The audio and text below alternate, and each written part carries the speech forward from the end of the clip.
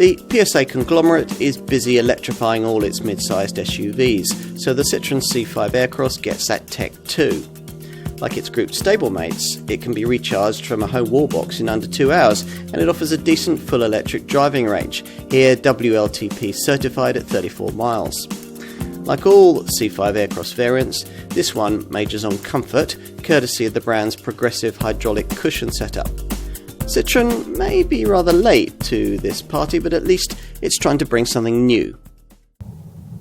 This electrified variant comes with a powerful and adaptable powertrain, which sees a PureTech 180 stop-and-start petrol engine and an 80 kilowatt electric motor, combining with a specially designed E88 automatic gearbox to offer up the equivalent of 225 horsepower. At the wheel you get 3 driving modes, with the one you'll be using most being the hybrid setting that chooses the best mix of electric and petrol propulsion to suit your driving style whilst optimizing efficiency. The alternative settings are either Sport, and that's where the car combines the power of the electric and petrol motors to offer livelier performance, and Electric, where the car uses only the battery-powered electric motor, resulting in an ultra-quiet and smooth drive with 0 exhaust emissions, and offers a WLTP range of up to 34 miles.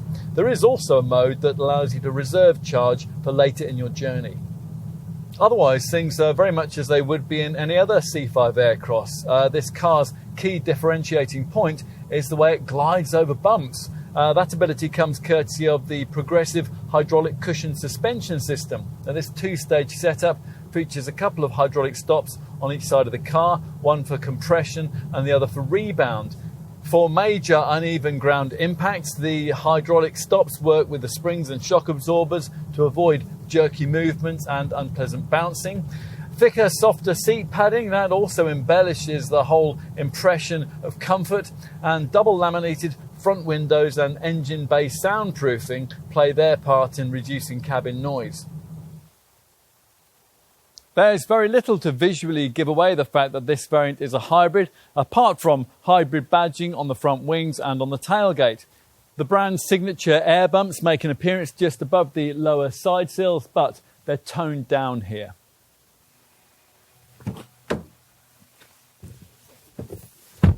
Time to take a seat inside. As with most modern Citroens, what you find here is a mixture of interesting design, a few cheaper plastics and some clever electronics. Oh, and these lovely seats, these are of the generously proportioned advanced comfort variety. The instrument binnacle is another cabin talking point. Conventional dials have been completely replaced by a standard 12.3-inch colour screen, which is fully configurable and customizable.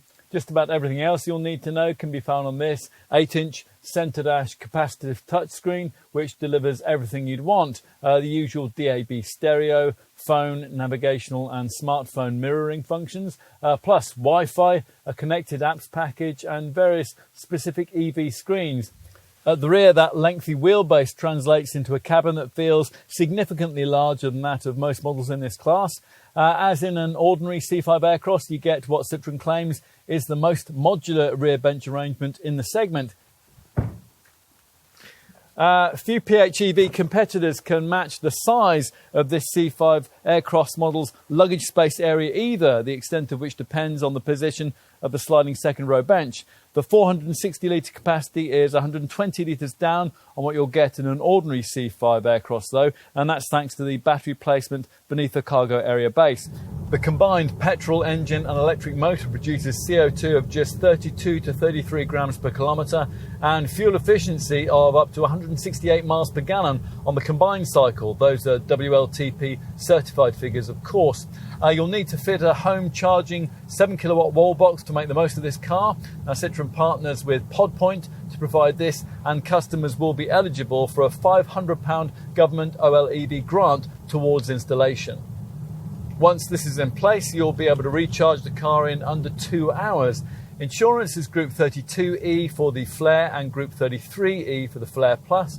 And company drivers will be tempted by the fact that this PHEV sits in a 10% benefit in kind taxation bracket.